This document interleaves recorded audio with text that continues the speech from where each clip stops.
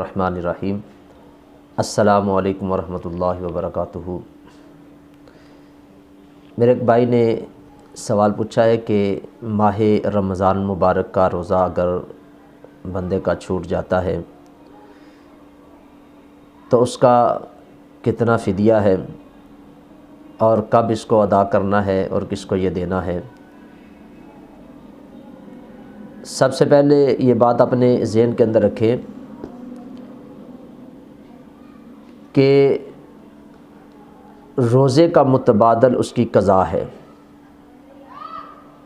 اگر کوئی بندہ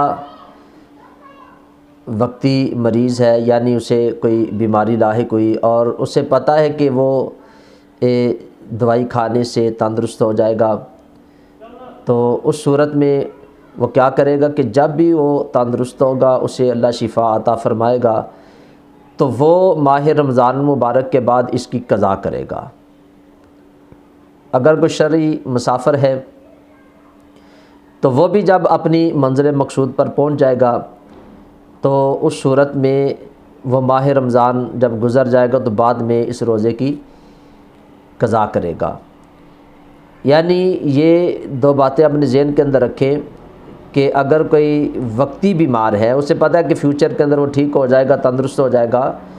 تو پھر اس کے لیے روزے کا فدیہ نہیں، وہ اس کی قضا کرے گا۔ ہاں، جس کے متعلق فقہاء نے لکھا ہے کہ جو بندہ ایسا بیمار ہے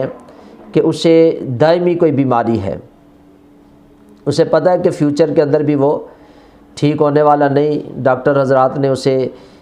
اس کے متعلق یہ کہا کہ یہ بعد میں بھی ٹھیک نہیں ہو سکتا، یہ دائمی بیماری ہے، تو ایسا شخص جو ہے وہ جس کو پتہ ہے کہ اب بھی وہ بیمار ہے اور فیوچر کے اندر بھی بیمار رہے گا، تندرست نہیں ہوگا، تو ایسے شخص کے متعلق فقہاء نے لکھا ہے کہ وہ اپنے اس روزے کا فدیہ دے سکتا ہے۔ اور دوسرا شیخ فانی، ایسا بزرگ جو تقریباً 70-80 سال کی عمر میں پہنچ چکا ہے اور اتنا ضعف اور کمزوری ہو چکی ہے کہ وہ روزہ نہیں رکھ سکتا، اور آئندہ بھی اسے روزہ رکھنے کی امید نہیں، توقع نہیں، کیونکہ وہ جتنی وہ عمر اس کی ہو چکی ہے تو بعد میں بھی وہ روزہ نہیں رکھ سکتا۔ تو ایسا جو شخص ہے جو اتنا بوڑھا ہو چکا ہے، اتنا ضعیف ہو چکا ہے، اتنا وہ کمزور ہو چکا ہے کہ وہ اس وقت بھی روزہ نہیں رکھ سکتا اور آئندہ بھی روزہ رکھنے کی اسے کوئی توقع نہیں، تو ایسے شخص کے متعلق فقہاء نے لکھا ہے کہ وہ اپنے روزوں کا فدیہ دے سکتا ہے۔ کیونکہ آج کل رواج ہو چکا ہے، تھوڑی سی سر میں درد ہوتی ہے، پیٹ میں درد ہوتی ہے، بخار چڑھتا ہے، تو لوگ اس کا فدیہ کہتے ہیں چلو جی اس کا فدیہ دے دیں گے، کوئی ایسی بات نہیں۔ تو یہ دو قسم کے لوگ ہیں جن کا صرف فدیہ دیا جا سکتا ہے، ایک تو شیخ فانی، یعنی ایسا بزرگ جو 70-80 سال کی عمر میں پہنچ چکا ہے اور ضعف اور کمزوری اتنی زیادہ ہو چکی ہے اور آئندہ بھی اسے مستقبل کے اندر اس بات کی امید نہیں کہ وہ بعد میں بھی روزہ رکھ سکے، تو ایسا شخص جو ہے وہ اپنے روزے کا فدیہ دے سکتا ہے۔ اور دوسرا وہ جو دائمی بیمار ہے، ڈاکٹر حضرات نے اسے کہا ہے کہ اب یہ ٹھیک نہیں ہو سکتا، جیسے کینسر کا مریض ہے یا کوئی ایسی بیماری سے لگ جاتی ہے کہ ڈاکٹر حضرات کہتے ہیں کہ یہ بعد میں تندرست نہیں ہوگا، یہ اس کی جو ہے وہ بیماری ایسی ہے، تو وہ شخص بھی جو ہے وہ اپنے روزوں کا فدیہ دے سکتا ہے۔ اب روزے کا فدیہ کتنا ہے، تو فقہاء نے لکھا ہے کہ جتنا ایک صدقہ فطر ہے، یعنی ایک صدقہ فطر کی مقدار ایک روزے کا فدیہ ہے، اور پھر آپ اس کا حساب لگا لیں کہ 30 دن جو ہے وہ اس کا حساب لگا لیں، تقریباً ایک صدقہ فطر جو اس وقت چل رہا ہے وہ تقریباً ہے 1 کلو 920 گرام، یعنی 80 گرام کم 2 کلو۔ اگر آٹا ہے یا وہ گندم ہے تو وہ اتنا آٹا اور گندم جو ہے یہ ایک صدقہ فطر ہے، تو اس کا حساب لگا لیں کہ کتنے اس کے پیسے بنتے ہیں، تو وہ ان پیسوں کا حساب لگا کے اسے 30 دنوں کے ساتھ ضرب دے لیں، جتنے پیسے بنیں گے اتنے کسی جو ہے وہ غریب کو، مسکین کو وہ جو ہے وہ پیسے دے سکتا ہے، اور ان کو روزہ بھی یعنی گھر بلا کے یا جیسے بھی اس کو کھانا کھلا کے بھی وہ روزے کا فدیہ ادا کر سکتا ہے۔